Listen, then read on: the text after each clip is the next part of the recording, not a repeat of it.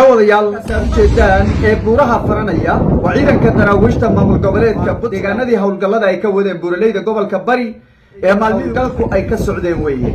waad ujeedaan waxay qarxinayaan gollihii iyo godadkii buuraha dhambacyadooda ee kooxdu ayrka laga sheekiyo ayaa marka hore lagu dhufanaya hal suuba lagu dhufanaya hal gantaal deg baa laga siinaya iyo hal hoobiye ayaa lagu dhufanaya si markaasi loo hubiyo howlgalku weli waa socdaa ciidanku ay soo bandhigeen diyaar ujeedaan ee dusheena maraya waa diyaarado drona oo kooxda daacish ay adeegsanayeen waa diyaaradihii intay buurahaasi ay ka diraan goobaha ciidamada ay joogaan iyo sidoo kale inta loo jiraba garabkooda midig baa ilaahay ka baxay ahaanba burburay awoodii ay sheeganayeen ayaa gebi ahaanba waxaa lagu baacsanayaa buuraleyda gobolka bari sida calmiskaad iyo cagal xoogan ayaa socda shalay waa kaan idinla wadaagnay khasaaraha maanta sidaasi lamida tallaabooyinka ciidanka daraawiishta maamul goboleedka puntland ay qaadeen ayaan muuqaalkan ku qaadaa dhigi doonaa sidoo kaleeto dul istaagi doonaa niman waaweyn ayaa waxay maalmahan oo dhan soo celcelinayaan deni dhaqaalo ku raadinaya warbaahintay la taagan yihiinba deni dhaqaalo ku raadinaya waxa uu soo sawiraya waa saldhigyadiisii daroonta uu soo sawiri waa isagii meelaha ay joogeen nimankaa oo la gaadhay ma jiro wax laga qabsaday ma jiro waa ilaahay baa inagu dhaariyeen maabuurahaas bay ciidanka puntland horey u joogeen ma halka maanta ay ciidanka puntland marayaan bay horey u joogeen ciidanku ma buuraha ciidankeed ujeedaan bay puntland horey u joogtay uma aysan joogin horey uma joogin marka waa dhulku waa la garanayaa dhulka waa la garanaya laakiin siyaasiyiinta iyaga ayaaba kuwa caadaystay fashilinta howlgallada ciidamada iyo sidoo kaleeto in ay dhaqaale ka sameeyaan meel uusan dhaqaaluhu ku jirin halkaas bay wax ka raadinayaan oo ay fadeexadaynayaan oo ay doonayaan inay hagardaameeyaan oy curiyaamiyaan howlgalkan guulaystay ee ciidanka daraawiishta maamul goboleedka puntland ay ka wadaan buuraleyda gobolka bari ee deegaanada puntland waan dul istaagi doonaa kuwa iyagana jawaab adag baa siin doonaa waxaan sidoo kaleeto iyadana dul istaagi doonaa xogihii ugu dambeeyey ee guud ahaan howlgalkaasi ayaan muuqaalkan ku qaada dhigaynaa soo dhawaada muuqaalka laysaara aragtidiina noogu reeba qaybta commentiga aynu ku bilowne shalay waxaan ogsoonayd in howlgal guulaystay ay qaadeen ciidanka daraawiishta maamul goboleedka puntland isla markaana ay ku qaadeen buuraleyda calmiskaad ee gobolka bari degmada balididin ayaa ka mid ahay deegaanada lagu qaaday weerarka deegaano ka tirsan guul weyn oo taariikhi ah ayayna soo hoyiyeen ciidamada waxay dileen in ka badan 25 dhagarqabe oo ka tirsanaa kooxda daacish 4 ka mid a ay yihiin caddaan halka inta kalena intooda badan ay ahaayeen ajaanib laakiin afrikaan etoobiyaan ayaa ku jiray sida laamaha amniga ee puntland ay soo bandhigeen waxaa sidoo kaleeto ay gacanta ku dhigeen ay burburiyeen oo ay fashiliyeen weerar dhanka diyaaradaha droonka oo kooxdu ay doonaysay inay adeegsato ilaa iyo 9 ah oo qaraxyo lagu soo rakibay ayay ciidamadu fashiliyeen oo gebi ahaanba ay dhulka soo dhigeen waxaa sidoo kaleeto gacanta ay ku dhigeen ilaa 4 saldhig oo waaweyn oo weliba 2 ka mid a ay ahaayeen talisyadii ugu waaweynaa ee mas-uuliyiintoodu ay ku sugnaayeen si kastaba howlgalkii shalayto guul weyn oo taariikhi ah ayaa laga gaadhay oo ciidanka daraawiishta maamul goboleedka puntland ay ka gaadheen maanta howlgallada ayaa sii socda waad ujeedaan ciidankii oo buuraha fananaya waad ujeedaan ciidankii oo wax qarxinayo gegta ku haya waad ujeedaan halka la marayo in buuraha dhaladooda gantaalada laga tuurayo oo ciidanku ay howlgalla ka wadaan saf ballaadhanna ay ku jiraan oo halkaasi howla ay ka wadaan guulahan waaweyn ee puntland ay gaadhay waxaa jiray dad waaweyn oo siyaasiyiina oo dowladda federaalka weliba gacan saar la leh madaxda dowladda ugu saraysa xidhiir fiican la leh oo mar walba warbaahinta la taagan dagaalkaasi ciidani uu qaaday ujeedooyin buu ka leeyahay dhaqaaluu ku urursanaya waxbuu ku qarinaya waxa weeye wax kaluu kaga raadsanaya taageeruu puntland kaga raadsanaya iyo wax lamid a howlgalka waad ujeedaan taakataakaad ula socoteen intiina badan waa haddana meeshuu maraya waad ujeeda howlgalka halkaa maraya weliba haddana waxay sii leeyihiin qaarkood ay leeyihiin meelaha uu deni soo sawirayo waa saldhigyadii diyaaradaha daroonka waa diyaaradihii daroonka ee puntland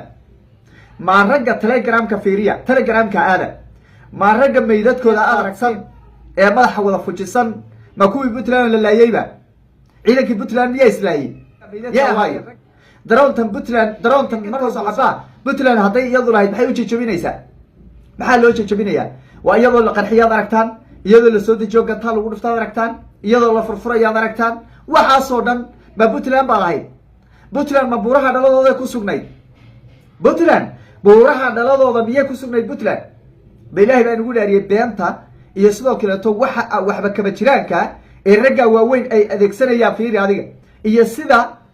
ay doonayaan inay u fashiliyaan howlgalka guulaystay ciidanka daraawiishta maamul goboleedka puntland waa ayaan daro inteeda leeg weye ayaan daro inteeda leeg weye saciid cabdulaahi deni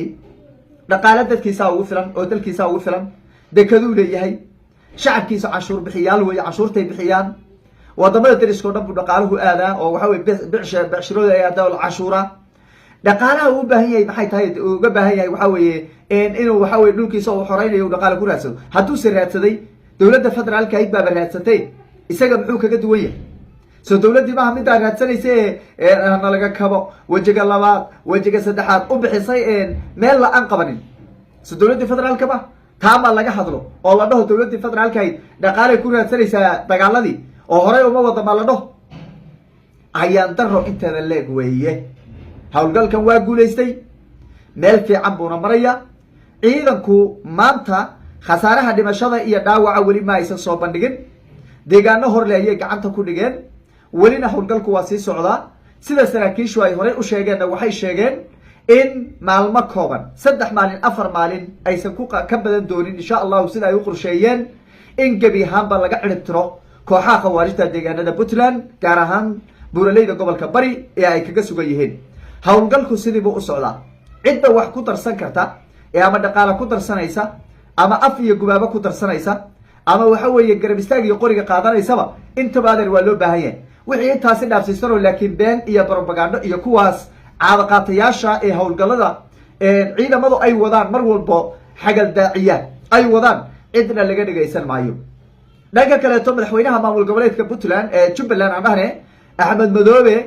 ayaa isagana ka hadlay maanta dagaalkaasi puntland ay ku qaaday kooxaha khawaarijta buuraleyda gobolka bari howlgalkaasi socda taageero mug iyo maamuus leh ayuu u muujiyey axmed madoobe maamul goboleedka puntland wuxuu sheegay inay taageersan yihiin soo dhaweynayaan guulaha ciidamadu ay gaadheen mid kudayasho mudanna ay tahay isla markaana ay taageersan yihiin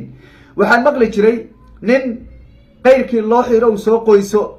axmed madoobe war baa u yaalla puntland in yar bay kaga sugnaayeen kooxaan